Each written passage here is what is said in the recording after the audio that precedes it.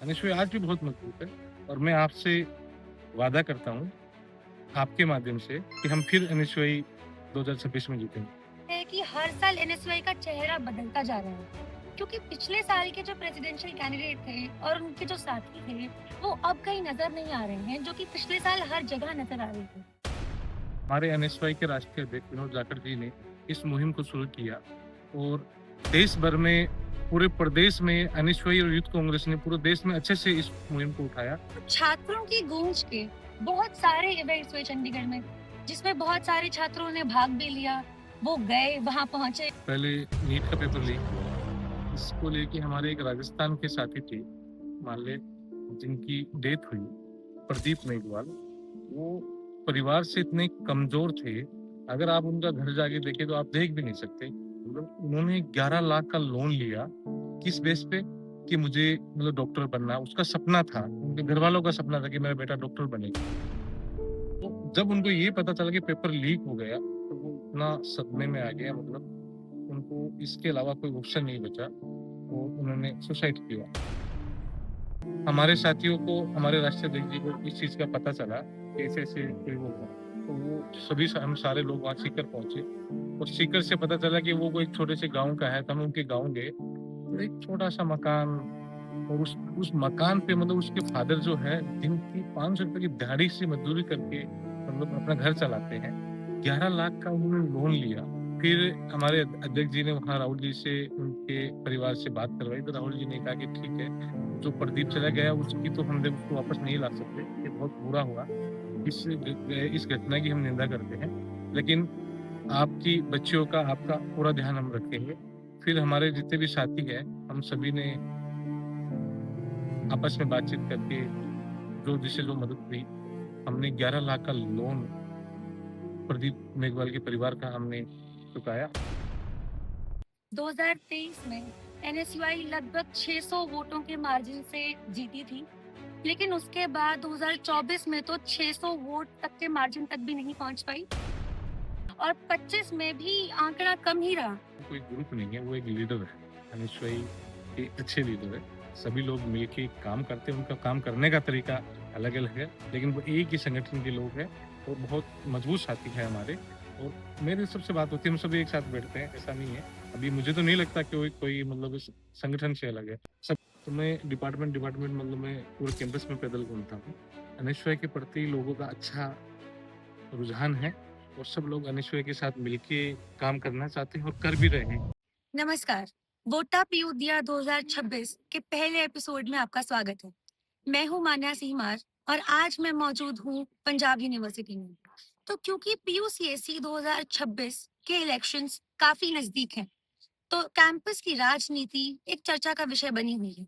आज हमारे साथ मौजूद हैं एनएसयूआई के नेशनल सेक्रेटरी, छात्रों की गूंज के चंडीगढ़ कोऑर्डिनेटर हुसैन सुल्तानिया जी। आज हम इनसे बात करेंगे एनएसयूआई की तैयारियों, संगठन की स्थिति और आगे आने वाले चुनावों की रणनीति के बारे में। आपका बहुत बहुत स्वागत है पीयू पल्स में। तो सुल्तानिया जी, छात्रों की गूंज का सबसे बड़ा मुद्दा था एजुकेशन मिनिस्टर धर्मेंद्र प्रधान का इस्तीफा, जो कि अब हो चुका है। तो इसके बाद आपकी क्या रणनीति रहेगी और चंडीगढ़ में छात्रों की गूंज को आप कैसे आगे लेकर जाएंगे? जब देश भर में पेपर लीक हो रहे थे, तो आप ये देखना कि ये सोई हुई सरकार, इस पे इनका बिल्कुल भी ध्यान नहीं था। हमारे एनएसवाई के राष्ट्रीय अध्यक्ष विनोद जाखड़ जी ने इस मुहिम को शुरू किया और देश भर में, पूरे प्रदेश में एनएसवाई और यूथ कांग्रेस ने पूरे देश में अच्छे से इस मुहिम को उठाया और राहुल जी ने इस लड़ाई को अच्छे से लड़ा। आज धर्मेंद्र प्रधान का इस्तीफा हुआ है, तो आप ये मानो इसमें एनएसवाई यूथ कांग्रेस और राहुल जी का बहुत बड़ी भूमिका है। जिस तरीके से जंतर मंतर पे छात्रों पर लाठियां बरसाई, और ये आप लड़कियों के साथ किस तरीके की मतलब घटनाएं देखने को मिली, ये मतलब एक बहुत ही शर्म की बात है। मतलब देश का पीएम, देश का गृह मंत्री उनके सामने, मतलब उनसे मुश्किल से 200 मीटर की दूरी पर इस तरह की घटना हो रही है और उनको दिखाई नहीं दे, ऐसा हो नहीं सकता। जी बिल्कुल। तो छात्रों की गूंज के बहुत सारे इवेंट्स हुए चंडीगढ़ में जिसमें बहुत सारे छात्रों ने भाग भी लिया। वो गए वहां पहुंचे। तो आपको क्या लगता है कि छात्रों की गूंज के इतने सारे जो इवेंट्स हुए, उनका इम्पैक्ट क्या हुआ है असलियत में स्टूडेंट्स की जिंदगी पर? तो पहले नीट का पेपर लीक हुआ। इसको लेके हमारे एक राजस्थान के साथी थे, मान ले, जिनकी डेथ हुई, प्रदीप मेघवाल। वो परिवार से इतने कमजोर थे, अगर आप उनका घर जाके देखे तो आप देख भी नहीं सकते। मतलब उन्होंने 11 लाख का लोन लिया। किस बेस पे? कि मुझे मतलब डॉक्टर बनना उसका सपना था, उनके घर वालों का सपना था कि मेरा बेटा डॉक्टर बनेगा। वो और उनकी दो सिस्टर वहाँ सीकर के अंदर तैयारी करने के लिए वहाँ किए थे। उनका पेपर अच्छा हुआ था, मतलब बहुत खुश था। घर वालों से बात की उन्होंने कि मम्मी मेरा पेपर बहुत अच्छा हुआ, पापा से भी अच्छी बात करी। तो जब उनको ये पता चला कि पेपर लीक हो गया, तो वो इतना सदमे में आ गया, मतलब उनको इसके अलावा कोई ऑप्शन नहीं बचा। तो उन्होंने सुसाइड किया। हमारे साथियों को, हमारे राष्ट्रीय अध्यक्ष जी को इस चीज़ का पता चला कि ऐसे-ऐसे कोई वो हुआ। तो वो सभी हम सारे लोग वहाँ सीकर पहुँचे और सीकर से पता चला कि वो कोई एक छोटे से गाँव का है, तो हम उनके गाँव गए। तो एक छोटा-सा मकान, और उस मकान पे मतलब उसके फादर जो है दिन की ₹500 की दिहाड़ी से मज़दूरी करके मतलब अपना घर चलाते हैं। 11 लाख का उन्होंने लोन लिया। वो ये इसलिए कि मतलब उसने सुसाइड किया कि 11 लाख का लोन कौन चुकाएगा? मेरे पापा तो ₹500 की दिहाड़ी करते हैं। मतलब बहुत डिप्रेशन में वो था प्रदीप। तो फिर हमारे अध्यक्ष जी ने वहाँ राहुल जी से, उनके परिवार से बात करवाई, तो राहुल जी ने कहा कि ठीक है, जो प्रदीप चला गया उसकी तो हम लोग उसको वापस नहीं ला सकते, ये बहुत बुरा हुआ। इस घटना की हम निंदा करते हैं, लेकिन आपकी बच्चियों का, आपका पूरा ध्यान हम रखेंगे, ठीक है? तो फिर हमारे जितने भी साथी हैं, हम सभी ने आपस में बातचीत करके जो जिससे जो मदद हुई, हमने 11 लाख का लोन प्रदीप मेघवाल के परिवार का हमने चुकाया, उनको चेक हम घर पर देकर आए। तो उनको बहुत मतलब ये मानो कि उनको बहुत हिम्मत मिली। अगर हम 1-2 दिन और नहीं जाते, मतलब देरी कर देते, तो हो सकता था उनके घरवाले भी बहुत डिप्रेशन में थे। क्या हो सकता था मैं नहीं कह सकता। लेकिन उसके बाद में राहुल जी से हमने वहाँ दिल्ली में मिलवाया उनसे, तो उनको कुछ उम्मीद जगी। बहुत से परिवार हैं जिन्होंने सुसाइड किया, वहाँ भी हम लोग पहुँचे हैं, हमारे लीडर पहुँचे हैं। और आपने कोटा के अंदर देखा, कोटा के अंदर जो राहुल जी का प्रोग्राम हुआ, देश भर से जो छात्र आया, मतलब वो आम छात्र था, वो कोई पार्टी का छात्र नहीं था। मतलब एक उम्मीद थी कि कोई तो है जो हमारे लिए बोल रहा है, कोई तो है जो हमारी मदद करना चाहता है। तो वो लोग राहुल जी से मिलने के लिए मतलब इतने बेताब, लाखों की संख्या में लोग आए और राहुल जी से मिले भी। राहुल जी ने ये नहीं कि स्टेज के ऊपर किसी लीडर को बिठाया, उन छात्रों को बिठाया जो पीड़ित थे। नीट के कारण जो पीड़ित थे उन छात्रों को बिठाया और सभी लोग मिले। उसके बाद में हमारा देहरादून के अंदर प्रोग्राम हुआ। वहाँ के अंदर, देहरादून के अंदर जो प्रोग्राम हमारा हुआ, आप ये देखना, वहाँ परमिशन मिली हुई थी। परमिशन कैंसल करके उस ग्राउंड पे किसको परमिशन दी? एक डांसर को परमिशन दी, ताकि कांग्रेस के मतलब जो छात्रों का जो प्रोग्राम हो वो कैंसल हो जाए, अच्छा नहीं हो। लेकिन उससे कई गुना दूसरे जहाँ भी प्रोग्राम हुआ, मतलब देहरादून के अंदर शानदार प्रोग्राम हुआ। आज पटना के अंदर 8 तारीख को हमारा बड़ा प्रोग्राम है छात्रों के लेके, इन्होंने फिर परमिशन कैंसल कर दी। अभी भी आप देखना, कई लाख छात्र वहाँ आएँगे और अच्छा प्रोग्राम होगा पटना के अंदर। जी बिल्कुल। तो सुल्तानिया जी, अब एनएसयूआई पर आते हैं।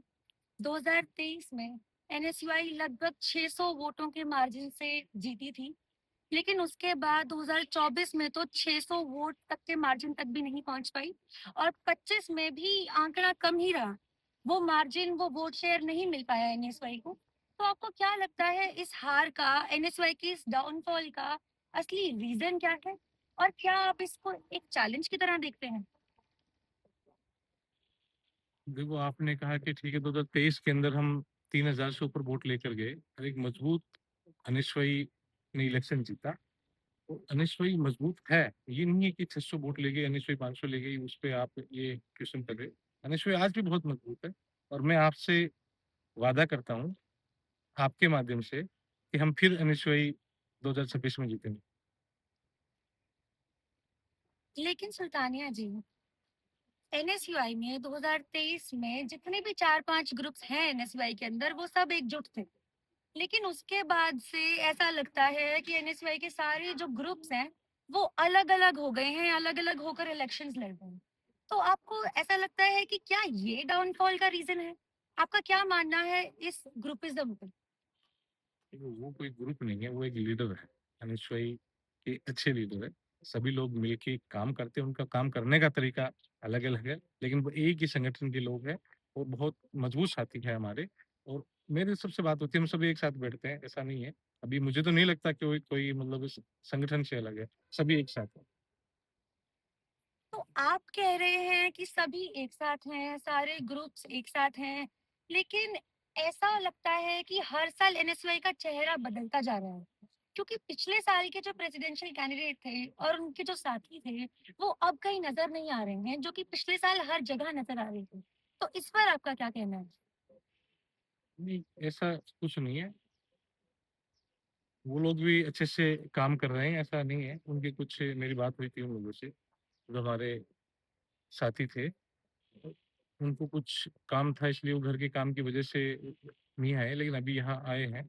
तो अच्छे से हमारे साथ मिल के काम कर रहे हैं। तो क्या आप ये कह रहे हैं कि पिछले साल अगर वो नज़र आ रहे थे और इस साल अब वो नज़र आ रहे हैं, तो बीच का 1 साल जिस समय उनको सबसे ज़्यादा एक्टिव होना चाहिए था, तो उस समय एक्टिव नहीं थे। तो ये चीज़ एक स्टूडेंट लीडर को शोभा नहीं देती। उम, मैं तो उनसे जब भी मिला हूँ, दिल्ली के अंदर मिला हूँ, हमारे जो भी नेशनल प्रोग्राम होते हैं, उसमें सब में आते हैं। अब आपको कहाँ दिखाई नहीं दी, मुझे नहीं पता। जी। तो अंत में मैं आपसे सिर्फ इतना पूछना चाहूँगी कि एनएसयूआई का 2026 पीयूसीएसई इलेक्शंस के लिए क्या रणनीति है? और आप कैसे बच्चों का ट्रस्ट एनएसयूआई पर दोबारा हासिल करेंगे? मैं जब सुबह उठता हूँ, तो मैं डिपार्टमेंट मतलब मैं पूरे कैंपस में पैदल घूमता हूँ। एनएसयूआई के प्रति लोगों का अच्छा रुझान है और सब लोग एनएसयूआई के साथ मिलके काम करना चाहते हैं और कर भी रहे हैं। और वादा है आपसे कि सबके सहयोग से चुनाव जीतेंगे। तो ये थे हमारे साथ हुसैन सुल्तानिया जी, जिन्होंने वादा किया कि इस बार दोबारा एनएसवाई का परचम लहराएंगे पीयू में। दोबारा फिर मिलेंगे वोटा पीयू दिया के एक और एपिसोड के साथ। धन्यवाद।